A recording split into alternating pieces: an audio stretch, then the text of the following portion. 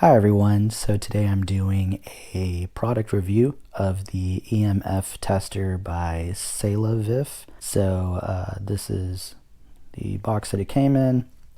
It's got some specs on the back here, and we open it up. Here's the actual tester, very small and compact. I did think it was a nice added touch that it already came with 3 AAA batteries. I appreciate that.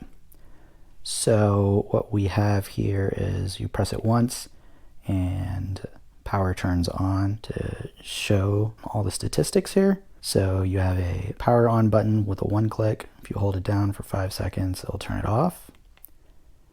And at the bottom here, we have the opportunity to see what the average is as well as the peak. As you can see that swapping on the screen. There's also a hold button depending on what radiation levels you're seeing if you want to hold that number. So let's go ahead and show you what it looks like. Alrighty, so I have it on right now, and it's already starting to pick up a little bit from my Google Home over here. Just going to kind of show as you can see in this corner, it says that it's safe. So I'm just going to move it closer to the Google Home just to show the reading. And as you can see, it switched to harmful there. And then again, I can swap between the average as well as the peak to see those numbers.